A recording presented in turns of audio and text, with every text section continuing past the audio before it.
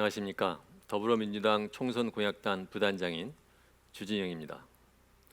오늘 저는 저희 당의 총선공약 제1호 제일 중요한 공약에 대해서 말씀드리기 위해서 나왔습니다.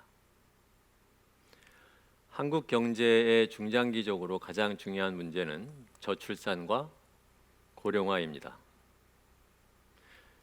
저출산과 고령화 문제는 시작된 지가 벌써 15년이 지났는데도 아무런 진전이 없습니다.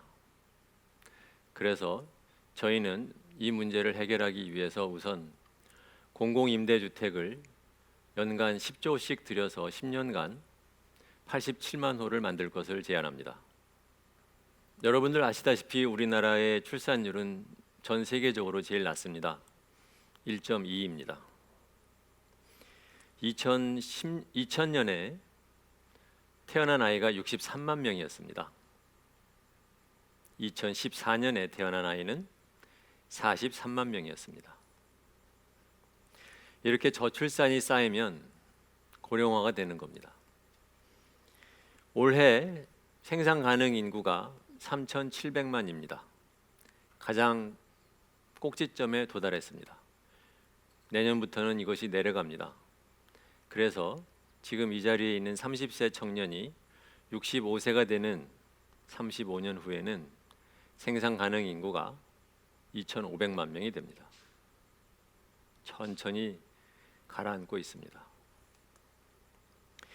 출산율은 사실은 경제, 사회, 문화 여러 가지 현상이 복합적으로 얽혀서 나오는 현상이기 때문에 딱히 어떻게 하면 출산율을 올릴 수 있는지 아무도 모릅니다.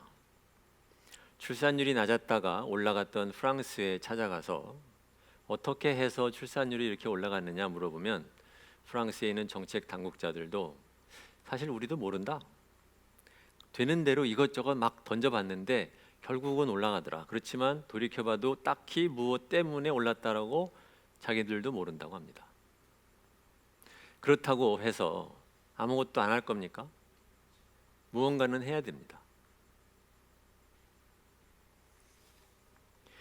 무엇부터 할 거냐? 여기서 잠깐 최근 몇 년 전에 유행이 됐던 유행어를 말씀드리겠습니다. 3포 세대. 연애를 포기하고 결혼을 포기하고 출산을 포기한 세대. 숫자를 한번 말씀드려 볼까요? 2000년에 우리나라 30대 남자의 미혼율은 19%였습니다. 여자는 7%였습니다. 10년이 지나서 2010년에 계산해 보니까 남자는 미혼율이 38%였습니다. 자그마치. 여자는 20%였습니다. 서울의 경우에는 여자들의 미혼율이 30%를 넘었습니다. 이게 2010년 숫자입니다. 2016년인 지금은 더 높아져 있을 겁니다. 왜 그럴까요? 사람들이 불안하기 때문에 그렇습니다. 미래에 대해서 불안하기 때문에 그렇습니다. 이렇게 돼서 사람들이 결혼을 포기하고 출산을 포기하면서 우리나라는 인구 재생 능력이 없는 사회가 되고 있습니다.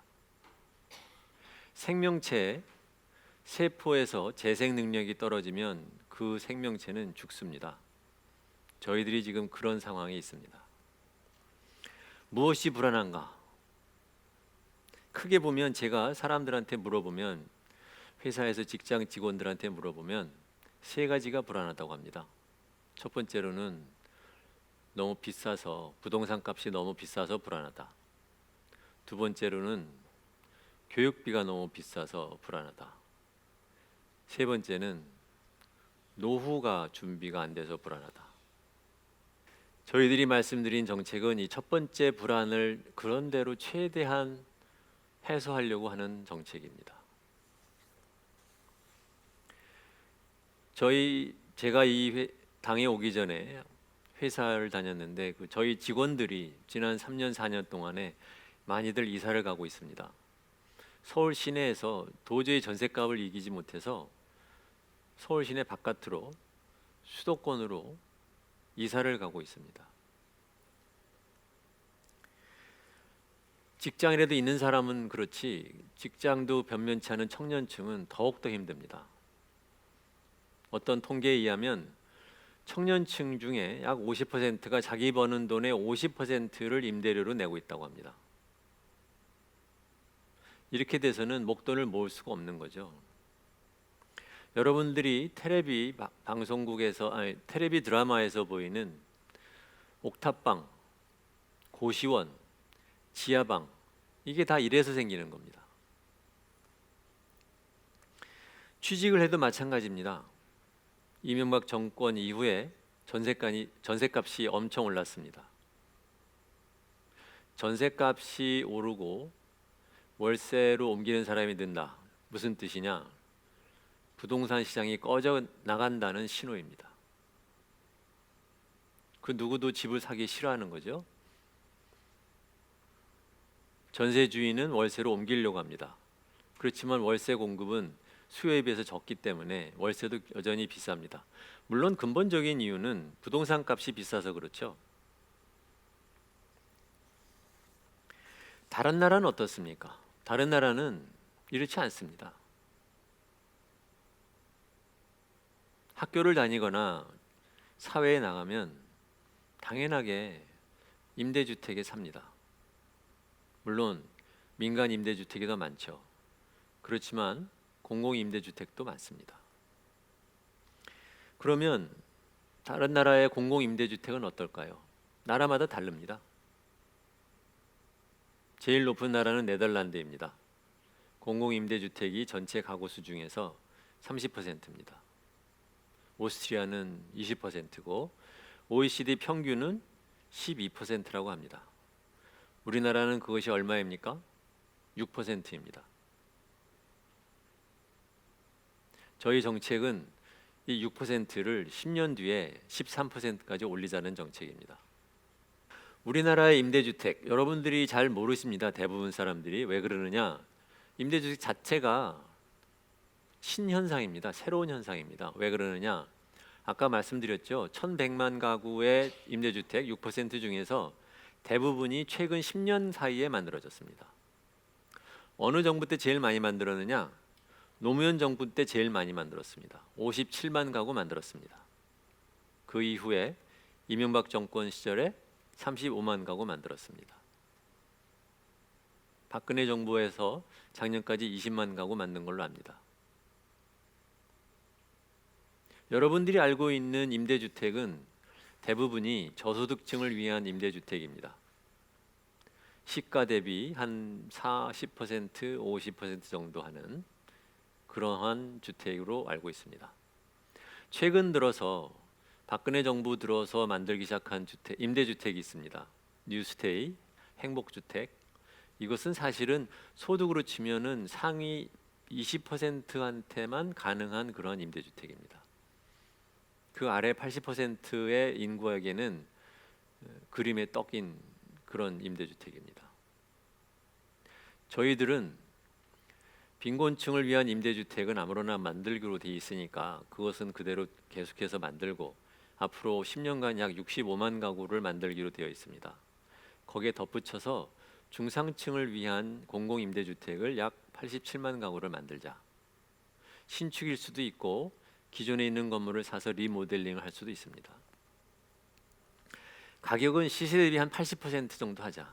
만약에 시가가 동네에서 임대료가 100만 원이면 80만 원 정도만 받고 50만 원이면 5, 8은 40, 40만 원만 받는 그런 임대주택을 공급하자. 공공인데 왜 이렇게 비싸게 하냐? 더 싸게 해달라. 그렇게 하면 수익률이 너무 나빠서 지속 가능하지가 않습니다. 적어도 시가보다 80% 정도만 받으면 전체적으로는 임대료 가격이 너무 빨리 오르는 것을 막을 수는 있습니다. 이 돈은 그러면 어떻게 조달을 할까? 첫 번째로는 우리나라의 정부 지출 구조를 바꿔서 조달해야 됩니다. 무슨 뜻이냐? 일반적으로 선진국에서는 자기 나라의 정부 지출의 약 80에서 85%가 재량권이 없는 사회보장 지출입니다.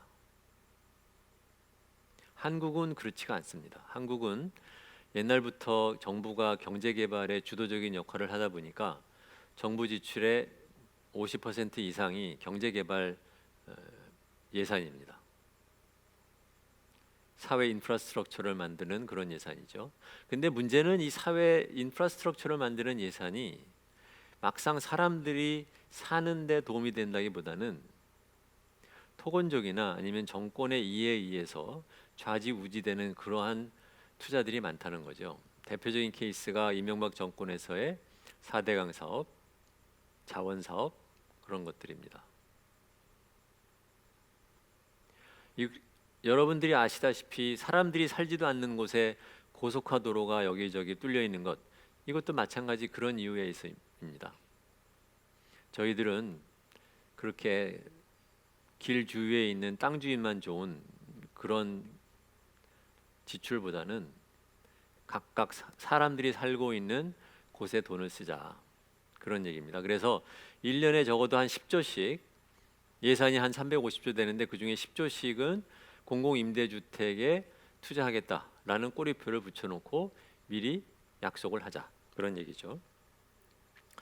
두 번째로는 그러면은 그것은 어떻게 할 거냐? 국채를 발행하거나 아니면 국내 지출 조정을 하겠지만 만약에 국채를 통해서 조달을 하게 되면 그것은 일반 국채가 아니라 특수 채권을 발행해서 국민연금이 사게 하자. 국민연금이 사게 하면 국민연금의 수익률이 나빠지는 거 아니냐? 그렇게 얘기하실 수 있습니다. 그렇지 않습니다. 왜 그러냐면 현재 국민연금은 500조입니다. 매년 수십 조씩 늘어나고 있습니다. 이것이 2040년이 되면은 2,300조까지 늘어납니다. 그 돈 다 어디다 쓸 겁니까? 지금 현재 국민연금은 33%를 주식에 투자하고 있습니다. 20%는 국내 주식, 13%는 해외 주식. 만약에 이 돈이 2,300조까지 늘어날 거면 계속해서 국내 주식에 살 겁니까? 계속해서 회사채도 살 겁니까? 그 주식을 사는 돈은 누구로부터 삽니까? 국민 주머니에 있는 주식을 사서 갖고 있다가 나중에 팔 때가 되면은 다시 국민한테 파는 겁니다. 주머니 돈 쌈짓돈입니다. 그 사이에 쓸데없이 대기업 주가만 오르고 대기업 조달 비용만 낮아집니다. 이렇게 단기 수익률만 보고 있는 것은 사실은 소탐대실입니다. 왜냐하면 그렇게 주식, 채권 투자를 하는 데만 쏠려 있다가 막상 국민이 사라져서 국민의 인구가 사라지면 무엇 할 겁니까? 국민연금 다 쓰고 나서는 이민 가실 겁니까, 여러분들? 지금부터라도 이 인구가 계속해서 주는 것을 막기 위해서 뭔가 해야 됩니다. 저희들이 말하는 정책 하나만으로 출산율이 오른다고 말할 수 없습니다. 압니다. 그렇다고 아무것도 안 하고 이렇게 있을 수는 없습니다. 두 번째로는 아무러나 지금 서민들은 너무 높은 전세 월세값 때문에 고통을 겪고 있습니다. 이거는 일석이조도 아니고 일석삼조입니다. 그렇죠? 이 정책을 하는 이유는 토건 정책도 아니고 부동산 부양 정책도 아니고 포퓰리즘 정책도 아닙니다. 이거는 정쟁의 대상도 아닙니다. 가만히 생각해 보면 당연히 해야 되는 겁니다. 요약하겠습니다. 우리나라 인구 재생을 못하는 나라가 되었습니다. 지금부터라도 출산율을 올리기 위해서 노력해야 됩니다. 출산율을 올리기 위해서는 이것저것 할 것이 많지만 우선 서민들이, 젊은이들이 결혼할 수 있고 애를 키울 수 있는 집을 만들어줘야 됩니다. 지금처럼 비싼 값으로 네가 알아서 해라, 그렇게 해서는 문제가 안 풀립니다. 여러분들이 그것도 아십니다. 그렇죠? 공공임대주택을 만듭시다. 쓸데없이 돈만 쌓여가고 있는 국민연금에서 아무로나 투자하고 있는 국민 채권에 대해서 국채를 사서 그 돈으로 국민 공공임대주택을 만듭시다. 감사합니다.